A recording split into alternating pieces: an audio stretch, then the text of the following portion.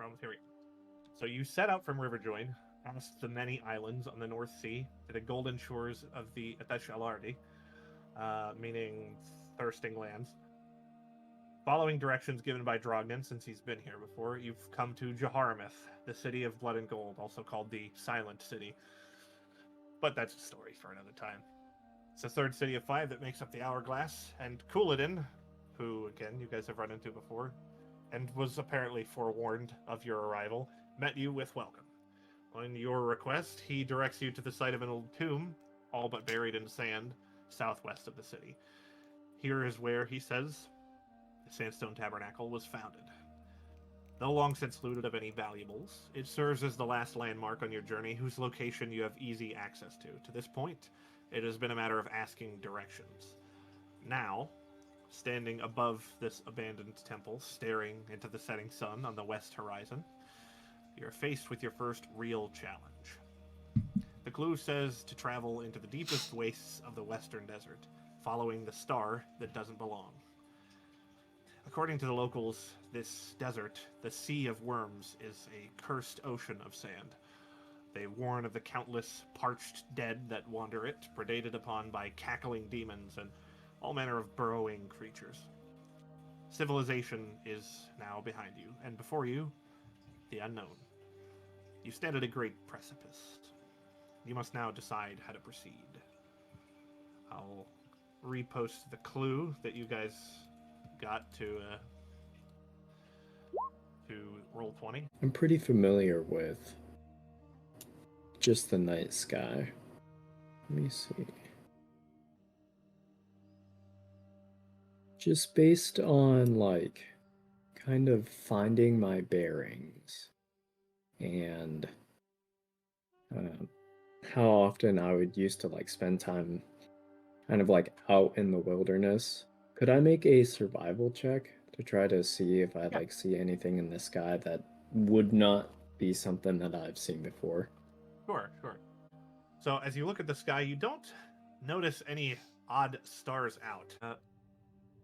You do recall, though, as you're looking over the stars, that there is a star named for Fenmeril. It's one of the Elven pantheon, the god of sort of outcasts and scapegoats and stuff. Guy. You also remember, however, that the sun is technically a star and is part of no constellation. They would both take you in roughly the same direction, whether you follow the setting sun or Fenmeril star, although Fenmeril would take you more northward, whereas walking at the sun would take you directly westward. So, depending how long it takes you, how far you go, you might end up in quite different places, but... I think following the star is a good idea. Star that doesn't belong. That one's right beside a constellation. Let's just move more western. Because if we're going to, like, one of the lines is write your names in the book of the shadow, in the book, in the shadow of the obelisk. Well, if we move westwards, like the sun, then it makes me think of more being in the sun's shadow. Alright. Bearing west toward the setting sun. You arrive at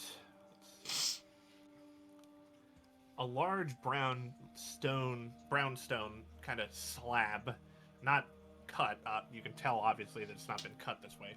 But as opposed to the sand floor, it's just part of this formation that's this big brown stone, and it's piled high with dunes on each side. But and in the valley between these dunes is a very large old structure, mostly collapsed.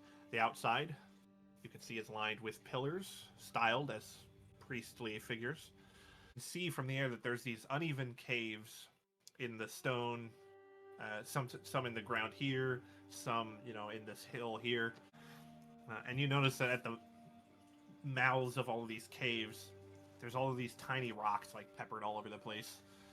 Well, as you land down and approach and start to look around, you can notice something poking out of a sand dune. Although, Uh, oh, sorry, good. I'm just gonna.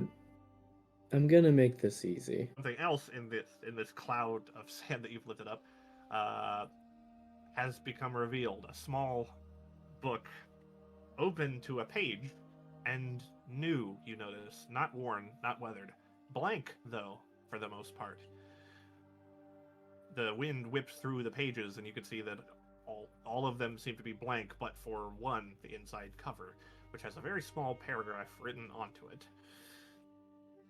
You also feel some rumbling from some of these completely natural trademark caves. Springs a very large in from the destruction in the edifice of this thing in the front of it, a very large purple worm that is both the descriptor and I guess the name.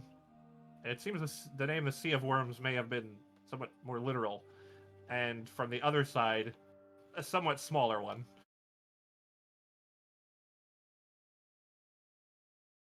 Provide a dramatic reading. I am no devil. My word is no snare. Fools find their way to me, but sages despair. The first you have failed.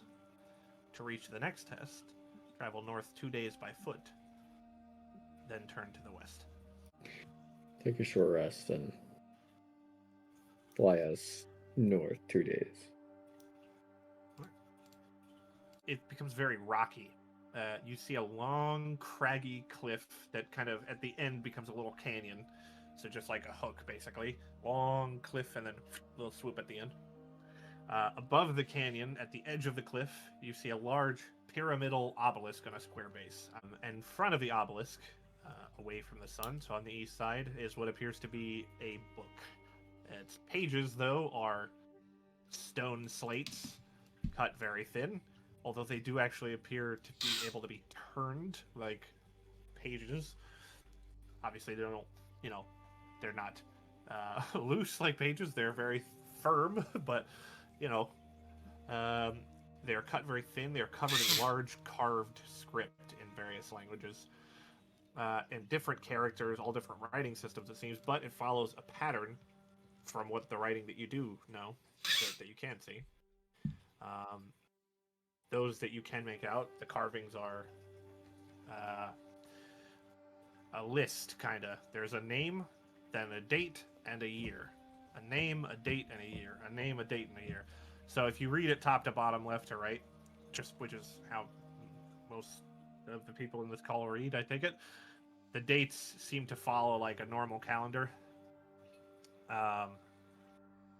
Based on how many years there are, it doesn't seem like every date in the calendar is accounted for. Quite the opposite. It seems like, random days, but they get closer and closer to the day that you are now as you get toward the bottom of it. So you are resting through the night. And during the night, you see, for a moment, okay, you see a glyph at the base of the obelisk. For exactly 60 seconds, you realize, as it is too short to actually get to it in that just moment of time, but for exactly 60 seconds between the hour of midnight and 12:01, at least you guesstimate, it's very deep into the night, and it lasts about 60 seconds. Do your own thinking, I guess. It lights, and then it's gone again. From the time it was there, you can make out that it's some kind of sigil, but it is here and gone too quick to actually get into it. As you were, waiting for this circumstance to happen again, you notice that in around the 9th hour after it lights, so dawn plus 9 hours or so, the glyph lights again for about 60 seconds. But of course, it comes in the middle of the fucking day, where after the sun is certainly not at the highest point in the sky when this lights. It's more like 3 p.m. You do not notice it light again during the course of the day, but it lights at around 3 p.m. and around midnight. But Mothrin is a bit of a, he knows the deep lore. All right. You do know that there's a very antiquated and barely ever used, like, phrase called the hour be none, which is, spelled like that, which means 3 p.m. Because it is the 9th hour after daylight. So either midnight or 3 p.m. And you guys are also all aware that midnight, start of the day, 0 basically on the time. So there are apparently 2 answers to this. Do with that what you will. My intuition tells me 3 p.m. Spit used all of his brain power for midnight. But if it That's is okay, midnight, Spit. I'm going to be very upset. If it's midnight, I'll owe you. I'll owe you one.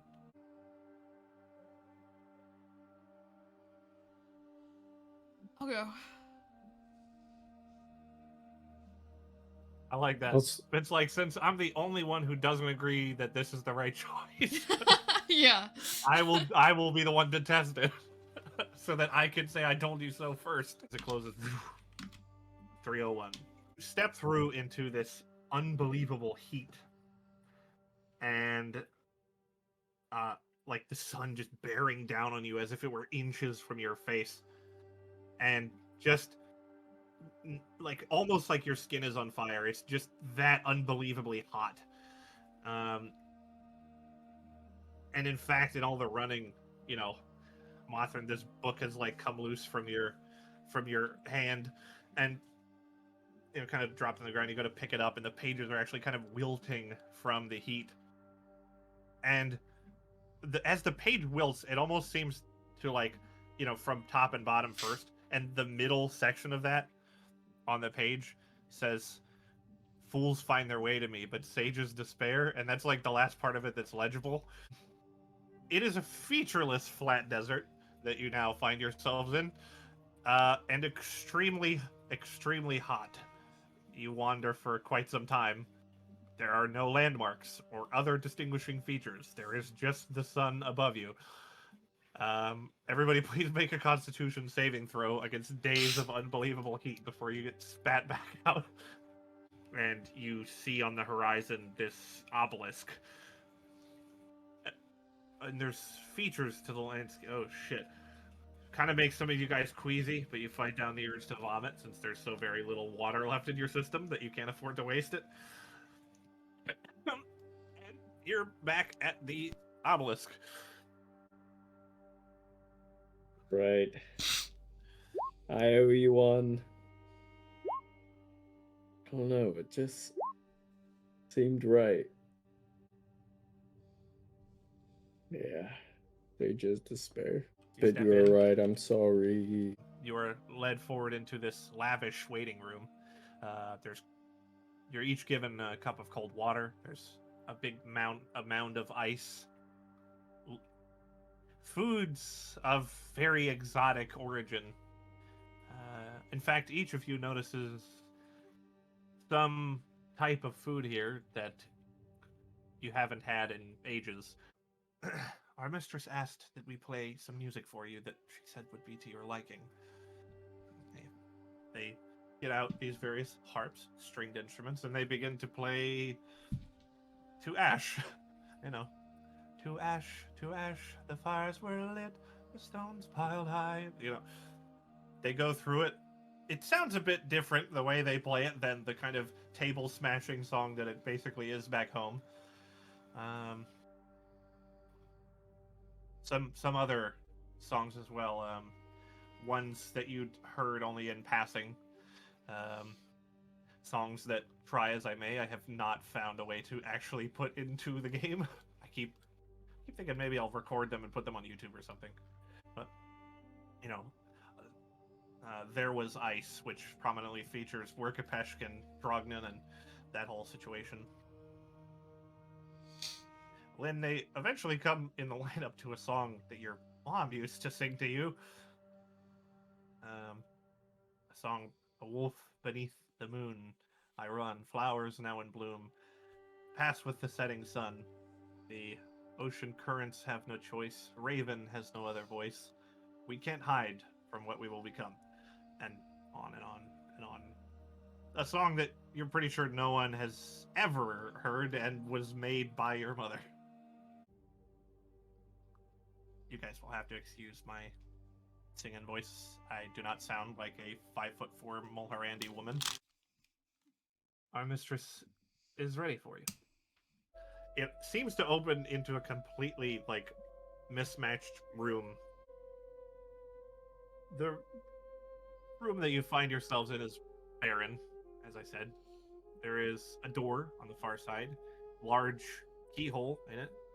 The lock in the keyhole is star-shaped in cross-section. To one side of the room, there's a recess in the wall, like a, little fire extinguisher cabinet kind of deal, with a transparent, almost glass covering panel covering it. Trapped on the other side of the panel is a key with a cross-shaped head. Near the glass is a single lever engraved with a sundial. The lever seems to have two positions. It's currently in the left one. Lynn, you actually recognize this material. Actually, maybe this would be a spit thing. I know one of you two definitely would. This glass stuff is called Soul Salu, and it basically is indestructible. It not indestructible. It's extremely tough, practically indestructible. But it's called Soul Salu because sun hurts it. Basically, the first time it gets exposed to sunlight, it starts to rot, kind of like rust, basically. It takes a long time, but eventually it becomes sort of brittle, like ordinary glass. Yeah, fuck it, I'm flipping it. Okay, well, Lynn, typically, in his avant-garde fashion, flips the lever, and he disappears. God damn it, not again. Lynn, the lever has moved. It is now in the right position. You notice that the room has aged noticeably. And the roof has come in, and there is a beam of light which has hit this glass paneling. Wrap it around my fist and just punch it in. Grab the key. You have the key. And you now have the key. I flip the lever. Okay. So, you teleport back to the present. You've now brought the key back to the present, which means that you never had to go to the future to get the key, which means none of that ever happened, and you now no longer have the key. You're back where you started. The room hasn't changed. Bootstrap Lynn paradox. never left. Lynn never left. Lynn, you get a massive headache. And you notice... way too tired for this. Okay, listen. You know when they install Windows and they'll have like a little sticker or engraving in the corner, tiny script that says who installed those windows? Mm-hmm.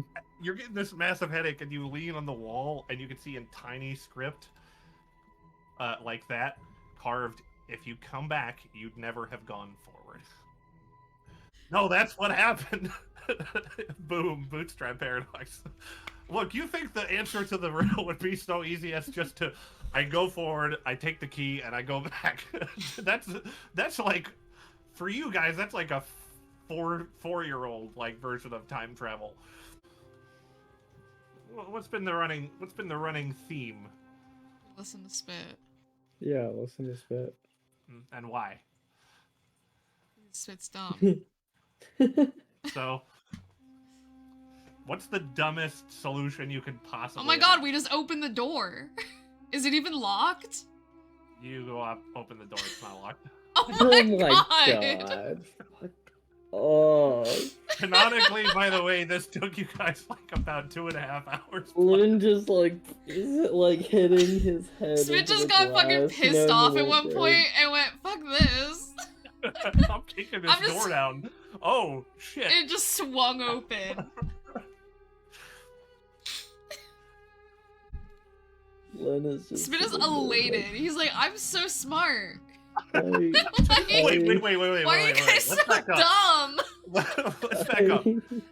Canonically, even the very first thing that got you guys here was Spit going, writing is stupid, they should just spell everything how it's spelled, how it sounds. And that was the solution. Canonically, Spit has been right every single time when it comes to this. Because...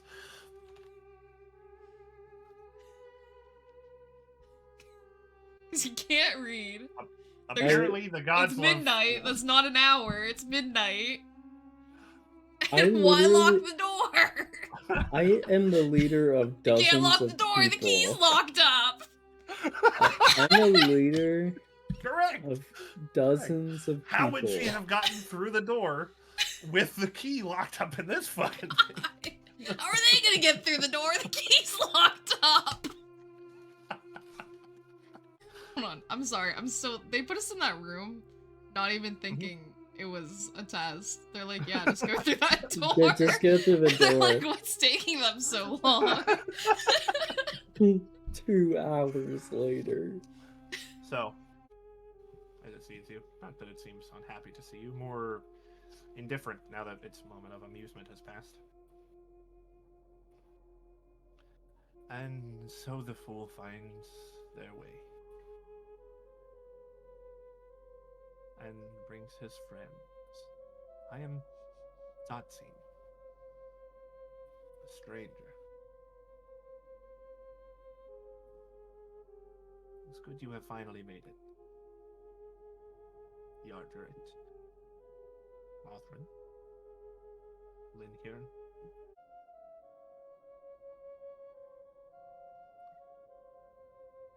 I know why you have come. It is no mystery. Ask your questions. I hope you will be guided by the lessons I have taught you. Gives a little smirk at the mention of these lessons. You may speak plainly. There is no call to impress.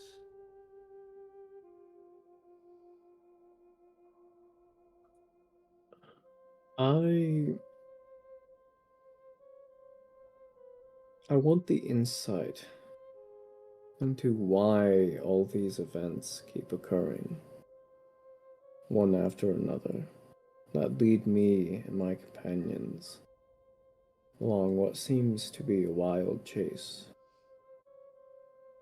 from one evil to another, all leading to something that I can't foresee.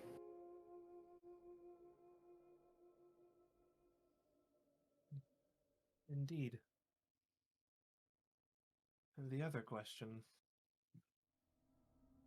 one that sent you looking for me as well. It is okay. As it happens, one answers another. I don't know. I'm in the same boat now.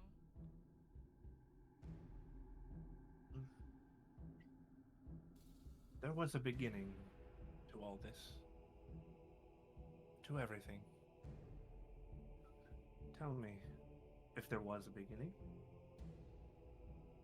what must also there be? An end. Ending. And if there was a first? Looking to Spit. Last.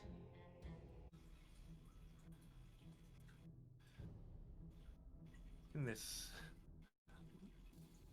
little test outside, you were paying attention, yes? A thing must cause another thing, and it must be caused. To interrupt this, it is not possible. You understand what I mean, do you not?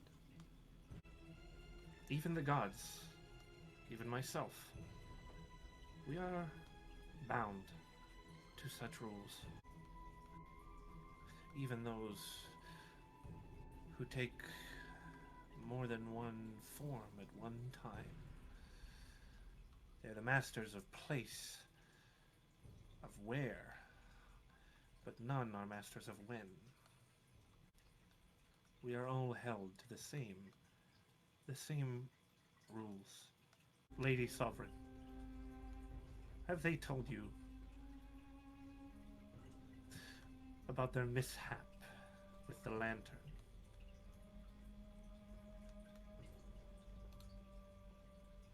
Their disappearance? It said they were somewhere. Some when, so I hear it. They might tell you how it is they got back, if they haven't already. Someone is playing havoc with the when of it all. If I had it in me to care, this would be disconcerting news. I do not imagine that Couladin makes it public knowledge where he gets these abilities from.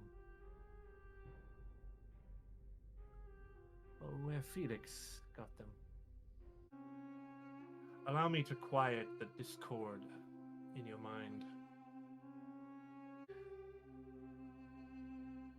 Perhaps you have seen one too many sunsets. Staring into them can bring madness, you know. But perhaps look just once more. You hover over the answer. Although... The Blackfoot God? You know, throughout the adventures we've had so far, I haven't really thought of him as being part of all this. Dude, he's like, he's like the boogeyman. Indeed. I wonder if it would disappoint you that he cares nothing for you. Nothing for any of this.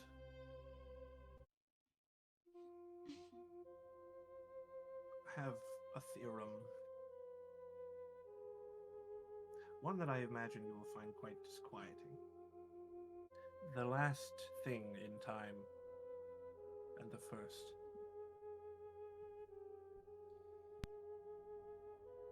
I picture them a rope tied around the waist of each. As they stand apart from each other, the rope is taut. Along the rope hangs many adornments, each set one in their own place, not touching. Like wind chimes too far apart to ring. But if one left his place, approached the other, what do you suppose would happen to the rope between them? Go slack. Get weighed down.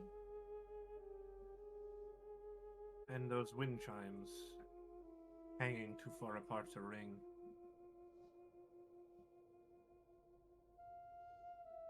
As the two ends of the rope come closer to each other, what happens to them? They collide. Not in the right place, are they? The universe was never meant to hear the ringing of the chimes, and yet, here you all are. Satine kind of looks a bit perplexed. Her eyes, she seems to, like, kind of turn slightly away from you, and her eyes go back to this complete white. You know, featureless, like, emitting some light.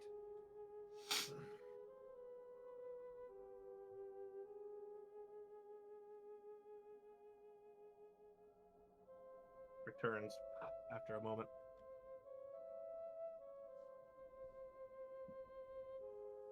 Seems that your time here is about up.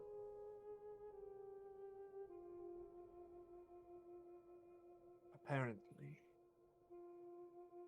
answering one or two more questions might have disastrous consequences.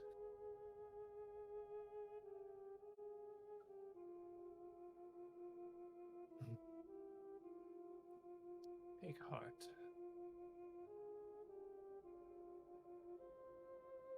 We all have masters. And mine seems to have taken an interest in you.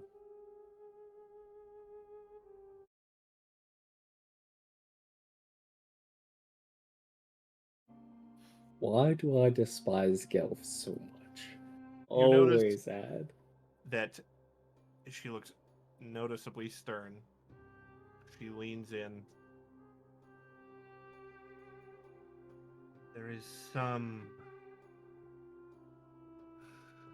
lore which is so fundamental that you would be wise not to peer into it. Do not step on my toes. Lynn's eyes start smoking. Okay. Lin Hirm Euriga.